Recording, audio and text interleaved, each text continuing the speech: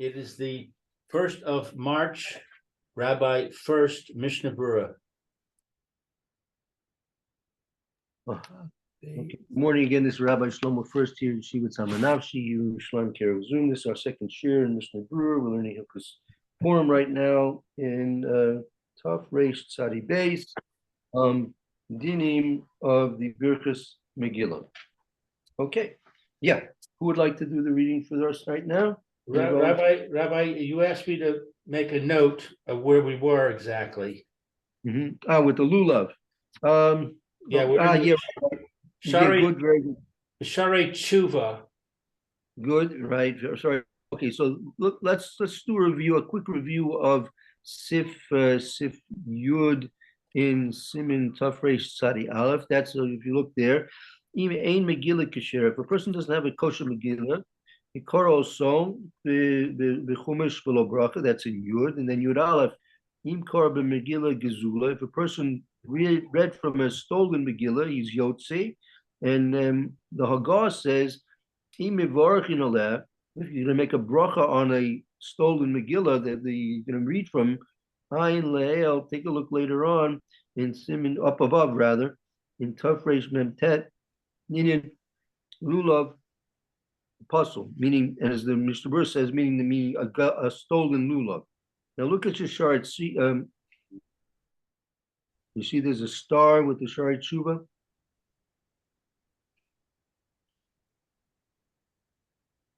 Yeah. Who would like to read?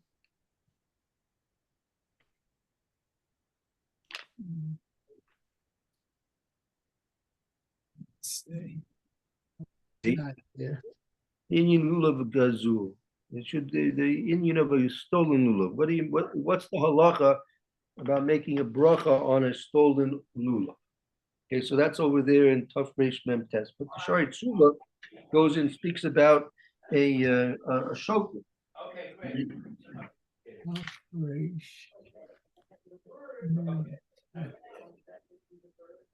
Yeah. Ayin Pri Chodesh. The Shari Tshuva says Ayin Pri Chodesh Siman Taf Kuf Pei. That's in Hilchos Shofar. Shekasav Linin Shofar Gazul. Let's say a person has a stolen shofar. Mivorech, right? The day Hurdin Khan. So according to the Pri Chodesh, if a person has a stolen shofar, the halacha is according to the Pri Chodesh, you make a bracha on the tekiyah shofar from a stolen shofar. And he says, Hurdin Khan. Likewise, over here, if a person has a stolen Megillah, he can make a bracha on the kriya of the stolen Megillah. The Hadin Megillah nilmad medin shofar b'zeh. The halacha of the bracha on a stolen Megillah is learned out from the halacha of a stolen shofar. That's according to the Pri Chodesh. B'Birchei Yosef kasev b'Shem HaMeiri sheish makriim b'Megillah av shemekshirim b'shofar ayin sham. However, the Birchei Yosef says in the Shem of the Meiri that there are those who are strict by a Megillah not to make a bracha on a stolen Megillah, even though that they allow you to make a bracha on a stolen shofar. According to this, Hamakshirim b'Megillah al kol panim gara mishofar shelo yivorech. According to this, even though that you're going to be mutter to make a bracha on a stolen Megillah, it's going to be nevertheless worse, right, than a shofar that you shouldn't make a bracha on. Ella Birchei Yosef kasev shetzorach tam lama gara Megillah mishofar. The question is then, why is a Megillah worse than a shofar? Now you have to think about it. And this is what we were learning about yesterday. Again, you have a stolen shofar and you have a stolen Megillah. All right. Now the question is, do you make a bracha on a stolen shofar? Do you make a bracha on a stolen Megillah? The halacha apparently was learned out according to the Pri Chodesh that if you're going to be making a bracha on a stolen shofar, you can make bracha on a stolen Megillah. That makes sense. Why? Because the shofar is the actual instrument by which the sound is being the sound is being emitted of the shofar from a stolen object. So if you can make a bracha on the sound which is coming from a stolen object, you should be able to make a bracha on a stolen Megillah, because the sound is not being emitted from the Megillah, right? The Megillah is just the words that are being read, but there's no sound being emitted from the Megillah. So that you can understand, right? If the shofar, which is emitting a sound which is coming from it, a stolen shofar, you can make a bracha on that. So a Megillah, which there's no sound being emitted from the shofar, from this Megillah itself, you should be able to certainly even kol v'chomer make a bracha on a stolen Megillah. Okay, but the other way around, if you say that, as the other poskim said, that he brought down b'shem the Meiri, and that they were machmirim b'Megillah, they were machmir b'Megillah, even though they machmir in shofar. How do we understand that? How do you understand that the Megillah is going to be more machmir than a shofar? That we have to understand, right? Ella, that's what it means there. Ella bebirchi Yosef kasav d'shura tam lama Torah Megillah mishofar. Why is the Megillah worse than shofar? Nevertheless, even with whether he gives a reason or not, nevertheless, it seems she'ein the baruch lo b'Megillah v'lo b'shofar. The subject baruch is lahakil. So, in terms of halacha l'maisa, the Birchei Yosef is saying that subject baruch is lahakil. Don't make a bracha neither on a shofar nor on a Megillah. Vima, now he just brings down a technical point. Vima bailim shel shofar Megillah hasham b'beit knesses. If the owner of the shofar or the Megillah happen to be there in the shul at the same time, v'yotzim b'shmiya, and they're going to be yotzi in the blowing of the shofar or the kriyas of the Megillah. Zunir shapir mevorach. It seems better that you can, in that case, make a bracha on the shofar or the Megillah. Kevin did the day ain gazel, according to that person, he's listening and being yotzi with the shofar or with the Megillah. It's not gezel in that case. The whom is kavin, let's say it's gamkin bebracha, and he's also having kavanah that he wants to make a bracha on it as well. Ein kan botzeh beirek klal. So therefore, it's not going to be a difficulty with the making of the bracha. But in terms of the reasoning behind this, it's not clear. The Shari Tshuva did not offer any reason why the Megillah should be worse than a shofar. So that's something to think about. I don't have any explanation ready for you right now, but that's something that you can think about. What's the difference between shofar and Megillah, and why, according to those poskim, that even though you could make a bracha on a shofar that's stolen, you can't make a bracha on a Megillah that's stolen. So okay, that's just something to think about. Okay, let's begin now. Tafrei Sadi base. Who'd like to read the Mechaber and the Mishna Berura? I'll read it. Okay, go ahead, Luke. Okay, so where are we again exactly? Tafrei Sadi base. Sif Aleph. Tafresh Tzadi Beis Sif Aleph Hakore Es Hamegillah Mivarech Lefaneha Shlosha Brachos. When you read the Megillah, you bless on it 3 blessings. Al Mikra Megillah, that's 1. She'asa Nisim, that's 2.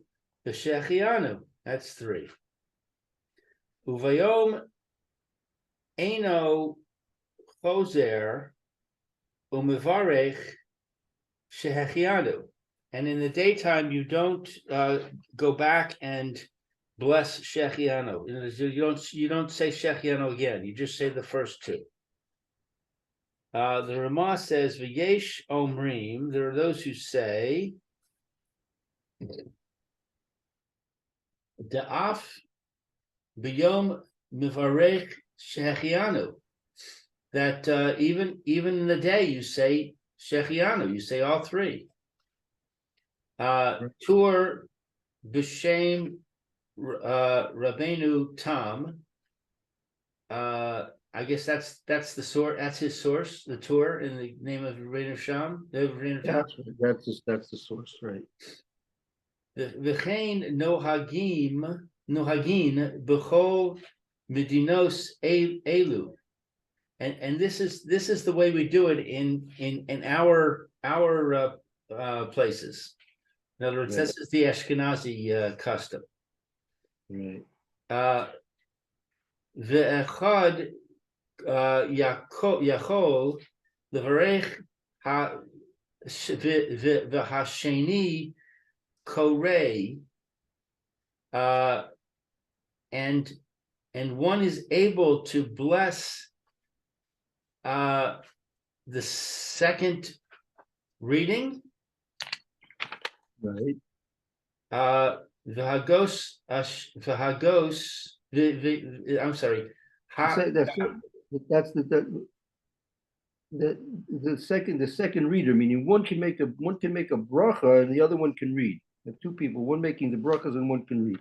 One is able to bless and the second one to read. I see. That's right. Okay. All right. So that's just a separate point. Right. Okay. All right. Okay. Berura? Yeah, Mishna Berura.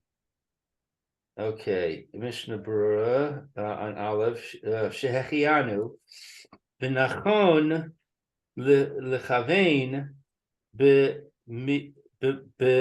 b'virkas shehechianu gam al mishloach manos udas Purim. So, and it's correct to intend that the blessing of Shechianu should also concern Mishloach Manos, the gifts to the poor, and the meal, the Purim, the festive Purim meal. So the Shechianu, when you're listening to the Shechianu, you should have in mind that it's covering the mitzvahs of the day as well. You'll notice that Matanas Lev Yonim is not included in this list of the Mishna Berura, right? Yeah. I mistranslated. I said gifts to the poor. It's not gifts to the poor. It's gifts to your friends. Right. That's the Sholach Monas, right? Yeah. Right. Right. The gifts to the poor are not included. Oh, because that's tzedakah. Right. So tzedakah you do all the time, right?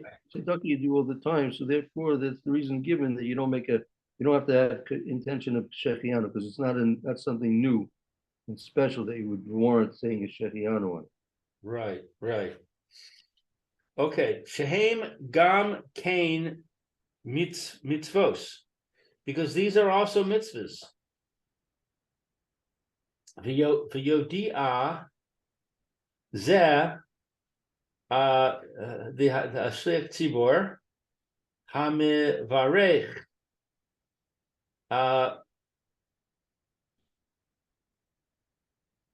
and it's known that the reader blesses. And it should be made known to the shliach tzibur who's making the bracha. The boy that covers, you should inform the shliach tzibur. Make sure he knows he has to have kavanah for the people who are listening. the boy kivanas shomea u mashmia. That he's it's necessary for him to have intention to that the listeners should hear it.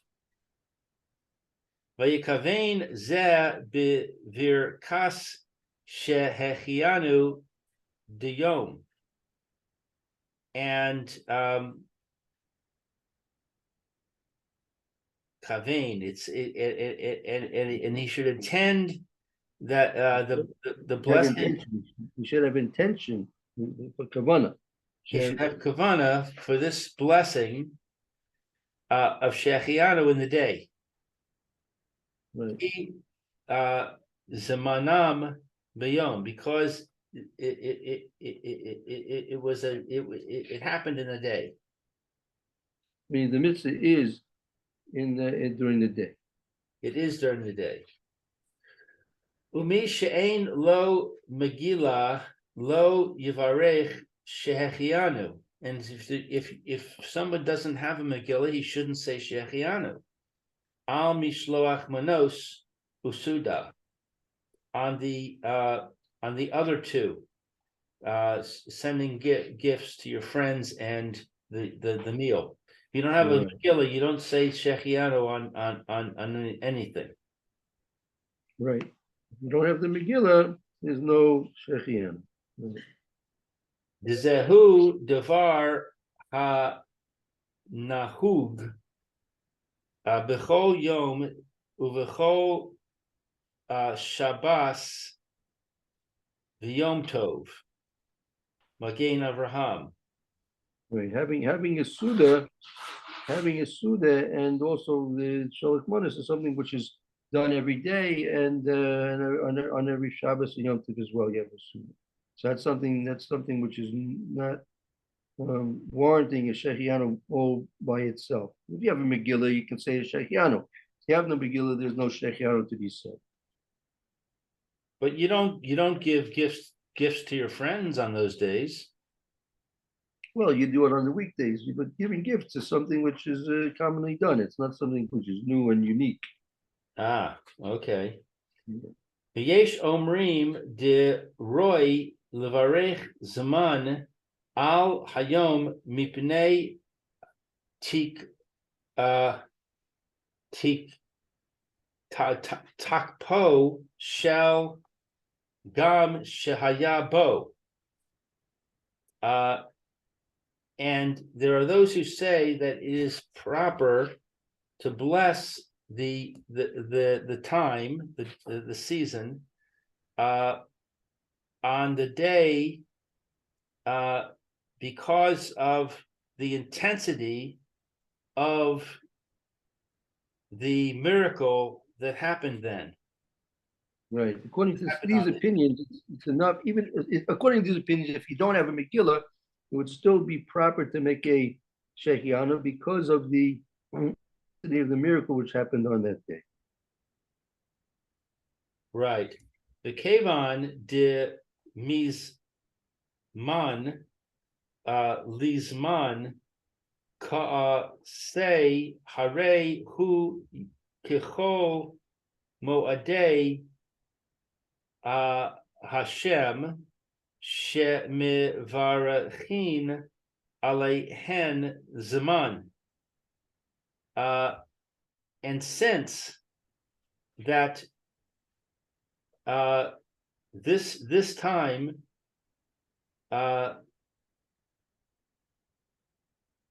this time of the time, it came into mizman lizman kasi, since it comes from time to time. From time to time. Okay. It comes periodically. Since Purim comes periodically, meaning once a year, basically. Okay, so it is like all of the festivals of Hashem that you bless about you bless for the season. You say a blessing for the season. Va'ayin be'veur halacha. Look and look in the beer halacha. Achein im haya lo megila belayla uverach az shehechianu. But if there is a Megillah at night, then he blesses Shechianu. L'chule alma ein tzarich shuv levarech bayom, and everyone agrees that it's not necessary to return and bless in the day. So everybody agrees if you have the Megillah at night, you say Shechianu at night, and you don't say Shechianu again in the day. If you don't have a Megillah, right? You only had the Megillah at night. You didn't have the Megillah in the daytime, so therefore he makes the Shechianu at night, and he will not make a Shechianu in the daytime without a Megillah. So if you have a Megillah both at night and then day, you say Shechianu twice? According to the Ramah, yes. According to the Mechaber, I don't think so. I think Sephardim only make a Shechianu at night. According to the Ashkenazim, we make a bracha both in day, in nighttime, and then again in the day. Im avel korei es hamegillah yivarech acher ha birachos mishum birkas shechianu. If a mourner reads the Megillah, he blesses after the blessings because of the blessing of Shechianu. So a mourner reads, he doesn't say Shechianu. Right. He just says the two brachas. So yeah, Im Avul Kores Megillah. If the Avul is going to be reading the Megillah, Yivarech Acher HaBrachas. Someone else should read the brachas. Someone else should read the brachas. Oh, someone else. Okay.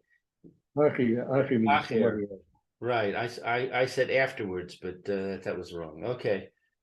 She'ein ha'avel mevarech lahotzi rabim bevirkas shehechianu v'ha'avel yikra es ha-megillah. Okay, so a mourner should not bless to exempt the congregation from the blessing of Shechianu, and the mourner reads the Megillah. Right.